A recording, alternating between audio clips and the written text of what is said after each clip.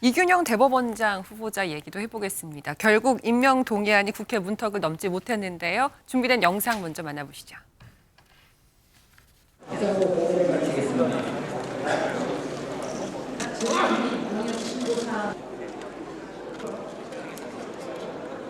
총 투표수 295표 중 가 118표, 부 175표, 기권 2표로서 부결되었음을 선포합니다. 어서 빨리 훌륭한 분이 오셔가지고 대법원장 공백을 메워가지고 사법부가 빨리 안정을 찾아야 되는 것이 저희 바람입니다. 저는 더 드릴 말씀이 없고.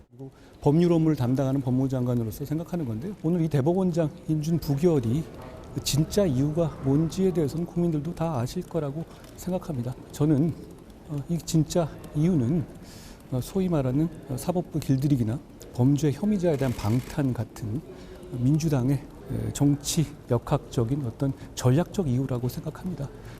다수당의 힘으로 남 눈치 안 보시고 국민 눈 신경 안 쓰시고 하시고 싶은 거 다 하시니까 저번에 제가 말씀드렸죠. 하시고 싶으면 하시라 이런 말씀을 드렸었는데 그 입장이 같습니다. 민주당에서는 부결을 당론으로 채택을 하셨잖아요. 네, 그렇게 그렇습니다. 진행하신 이유가 있을까요? 그게 지난번 의총 때 그 당도 다수의 의원들이 당론으로 채택을 하자는 의견을 냈었습니다. 저도 그 자리에 이제 원외입니다만 가서 봤는데 그때 일부에서 어차피 우리가 부결로 총의를 모았는데 당론까지 채택하지는 말자는 또 소수의 의견이 있었어요. 그 뒤에 지금의 이제 원내 지도부가 전원을 거의 다 조사를 한 것 같습니다. 의견을 들었는데 제가 전해 듣기로 한 85% 가까운 의원들이 당론을 채택하자 했고 어제 이제 홍익표 원내대표가 최고위원들 회의에서 최고위에서 그 부분에 대해서 의견을 모아달라. 일부 최고위원들은 당론까지는 하지 말자. 어차피 부결을 부적격한 사유가 너무 많다. 이균용 대법원장 후보자는 예전 같은 경우는 정치적 판결의 성향 이런 걸 봤지만 이분은 그게 아니고 비상장 주식 문제랄지 여러 가지가 있지 않습니까? 그래서 부적격 사유가 많기 때문에 우리 당이 부적격으로 평가를 하자 했었죠. 근데 결국은 이제 최고위도 그러면 당론 채택에 대한 동의를 해줬습니다. 그걸 가지고 이제 원내 지도부가 어제 의총을 거치면서 전체 의원들의 총의를 모아 당론으로 부결을 한 거고요. 지금 보면은 좀 전에 숫자를 봤습니다만 175명의 부결표가 나왔습니다. 거기에는 민주당 의원뿐만 아니고 정의당과 다른 작은 야당들도 모두 했고 가결표를 던진 건 국민의힘 소속 의원들밖에 없는 거예요. 그러면 국회는 사실 다수결에 의해 가지고 그 여론을 받아 가지고 표결을 하는 거 아니겠습니까? 이런 부분을 지금 야당이 특히 민주당을 겨냥해 가지고 저렇게 과도한 공격. 특히 저는 한동훈 장관은 이제 그만 좀 말씀했으면 좋겠어요. 왜냐하면 좀 후한무치하지 않습니까? 뻔뻔하지 않습니까? 본인이 인사 검증 아까도 말씀 나왔습니다만 인사를 책임지는 사람입니다. 그러면 이런 대법원장 후보자를 국회에 보내서 대통령 책임론이 나오고 있습니다. 왜? 정상적인 사람을 민주당과 야당들이 부적격을 한 게 아닙니다. 너무 많은 개인적 비리 의혹과 함께 여러 가지 성 관련 판결도 국민들이 납득하지 못하는 판결들을 숱하게 해왔어요. 여기에 대해서 야당 의원들이 부결을 시킨 겁니다. 근데 거기 그러면 인사검증을 잘못한 일차 책임이 있는 법무부 장관이 인사검증단을 갖고 있지 않습니까? 자기가 총괄하고 있잖아요. 그럼 반성부터 하는 게 맞지. 아니 이게 무슨 이제 방탄하고 무슨 관계가 있습니까? 또 이재명 대표를 얘기하고 싶은 것 같은데 이재명 대표는 1심도 시작을 안 했어요. 근데 대법원장하고 무슨 관계가 있겠습니까? 알겠습니다. 그래서 너무 과도하게 저분이 저는 아직도 법무장관, 일국의 국무위원으로서 저런 얘기를 기자들 앞에서 정말 하루도 안 걸르고 하는 것 자체가 대통령이나 여권에게 정말 많은 부담을 줄 것 같아요. 알겠습니다. 아예 법무장관 내려놓으시고 나와서 정치를 하는 게 맞지. 저게 뭡니까? 영장 기각됐을 때도 이상한 소리 나 했었고. 지금 이제 안민수 대변인은 이균용 대법원장 후보자가 부결된 것은 이제 대법원장으로서의 어떤 자격이랄지 아니면 이제 갖춰야 될 여러 가지 도덕적인 측면에서 많은 흠결이 있었기 때문에 당론으로 부적격이 이뤄진 것이고 또 이제 다른 정의당이라든지 다른 의원들까지도 이제 부결표를 던졌다라고 주장을 하시는데, 근데 이제 세간에는 또 다른 얘기가 좀 있었어요. 우리 한민수 대변인도 잘 아시겠지만. 홍익표 새 원내대표가 이제 취임하자마자 처음 치르는 굉장히 중요한 표결이었잖아요. 그러니까 새 원내대표의 또 힘도 한번 보여줘야 되고 이제 그렇게 결집시키는 그 힘 의원들 그리고 또 이재명 대표 영장 기각 이후에 당내 여러 가지 이제 갈등 상황이나 이런 거를 좀 추스르는 차원에서 일사불란한 대오의 이 강철 대오의 모습을 좀 보여줘야 되는 거 아니냐라는 그런 요청이 원내 지도부로부터 전달이 됐고 그래서 민주당 의원들이 뭐 물론 이균용 후보자에 대한 부적격 생각을 갖고 있었겠지만 그거보다도 더 당의 단합과 또 새 원내대표에게 힘을 실어주는 차원에서 집단적으로 부결표를 던진 거 아니냐 이런 이제 설이 좀 있었어요. 그 설은 맞아요? 언론들이 많이 분석을 하는데요. 예. 일단 제가 이 말씀을 드리면은 왜냐하면 처음에 의원총회에서 그 이균용 후보자가 부적격하다는 거를 총의를 모은 거는 그 체포동의안 표결이 있지 않습니까? 예. 20일 그 전의 의총이었습니다. 그 총에서 인사청문 특위의 간사를 맡고 있던 박용진 의원이 예. 그 총에 나와가지고 지금 인사청문 이틀을 해봤는데 이분은 도저히 안 되겠다. 그럼 이재명 대표 부결과는 아무 관계 없고 그 전에 영장 이뤄졌죠. 기각과는 아무 관계 없고요. 예, 그 전에 이루어졌었죠. 이루어지고 그 여론이 당내에 이제 잡힌 상태에서 남은 거는 그러면 당론으로 할 거냐, 아니면 우리가 이미 다 부결로 총의가 모아졌으니까 예. 당론 않더라도 우리가 반대표를 모두 던지자 이런 상태였었고 지금 말씀하시는 것들은 뭐 일부 의원들이 그런 생각하셨는지 아니면 우리 언론이 평가하는 게 그건지 몰라도 선후 관계는 그렇다는 말씀을 그럼 이제 드리겠습니다. 좀 잘못 와전된 것이 있고 한 가지만 더 궁금한 게 좀 있습니다. 그 오늘 홍준표 대구시장 이제 홍 시장님께서 또 등장을 하셨는데 이제 페이스북에 그런 글을 썼어요. 아니 무리를 해서 이재명 대표에 대해서 영장을 기각해 줬는데 이 은혜도 모르고 배은망덕. 아까 이제 한민수 대변인은 국민의힘 저 한동훈 장관한테 후한무치하다는 표현을 쓰셨지만 이 우리 홍준표 시장은 오히려 이 이균용 후보자를 부결시킨 민주당 의원들에 대해서 배은망덕한 사람들이라고 이제 오늘 페이스북에 썼습니다.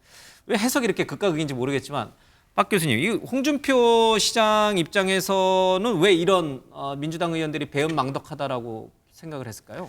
지금 이제 홍준표 시장이 쓴소리를 많이 하는데 예. 이렇게 쓴소리를 할 때 사이다 같은 면이 있기는 해요. 그런데 이제 그래도 기본으로 여권 인사입니다. 그렇기 때문에 야당에 대해서 특히나 이제 대구시장을 지내면서 이제 앞으로 차기 대권 주자로 또 발돋움하려고 하시는 분인데 뭔가 국정을 신경 쓰고 있다 이런 이제 모습을 보여줘야 되잖아요. 예. 그런데 대법원장이 부결되면은 여러 가지 이제 행정의 공백들이 대법원 행정의 공백이 생기지 않습니까? 이런 것들을 갖다가 우려하면서 같이 묻어서 야당을 한번 이렇게 또 공격하는 모양새긴 한데 사실은 분위기를 봐면 저는 또 안 될 분위기는 아니었다고 봐요. 잘하면 통과될 수도 있었다. 그런데 가장 핵심은 아까 박용진 의원 얘기를 하셨는데 소위 그 민주당 내에서 비주류들조차도 이거 탄핵 반대해야 된다.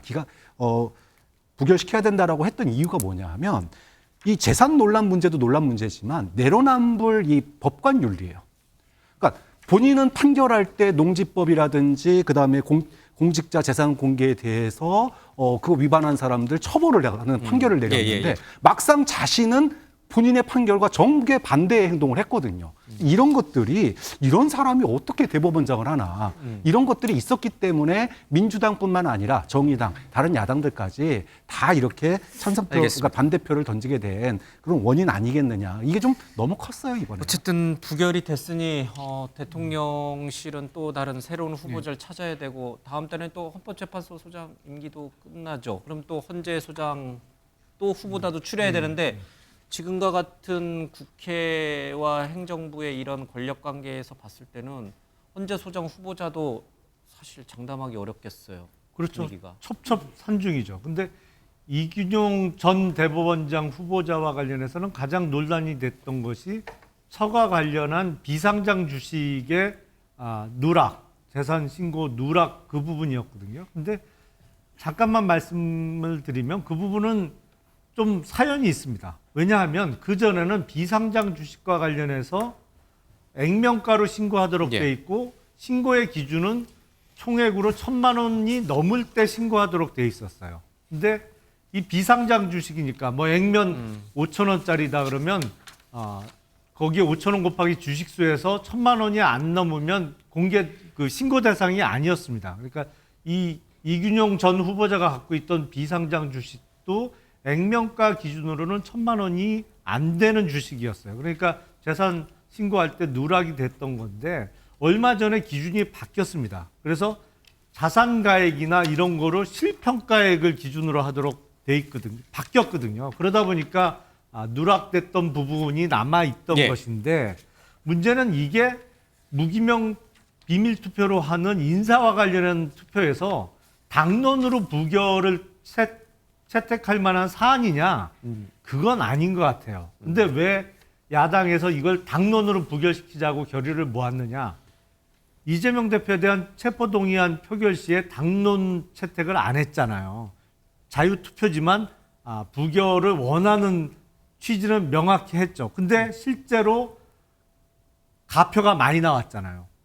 그러고 나니까 이제 가표를 던진 사람들을 색출해서 징계를 한 해 만에 그러고 있단 말이죠. 그러니까 바로 논란이 된 게 아니 당론 부결이 아니었는데 양심에 따라서 가표 던졌다고 징계하는 게 말이 되냐 이런 비판을 받게 되니까 이제는 아예 당론 부결이다 인사와 관련해서. 예. 그래서 사실은 당론으로 부결시킬 만한 사안은 아니었는데 다른 정치 상황과 맞물리다 보니 이균용 전 후보자가 그 좀 화를 입은 거 아닌가 이런 생각이 듭니다. 예. 알겠습니다. 지금 이제 그러니까 이게 민주당이 부결을 시킬 거냐 가결시킬 것이냐는 그러니까 정작 그 실체 어떤 후보자의 자격, 능력 또는 실체보다는 당내 상황에 너무 많이 이렇게 영향을 받고 휘둘린다 이제 이런 뜻이잖아요. 그런 것 같아요. 본인들의 상황에 맞춰서 뭐 당론 부결 뭐 이런 식의 입장을 정리하는 것으로 보입니다. 예. 그러면 도대체 민주당 내 이 상황 이게 언제쯤 안정을 찾아갈 것인가? 친명계, 비명계, 반명계 뭐 이런 식의 이게 빨리 안정이 돼야 국회도 안정이 되고 청문회도 그렇고 국회 표결도 그렇고 좀 안정을 찾아갈 텐데 우리 김용남 의원 말씀대로라면 21대 국회에서는 틀린 것 같아요. 알겠습니다.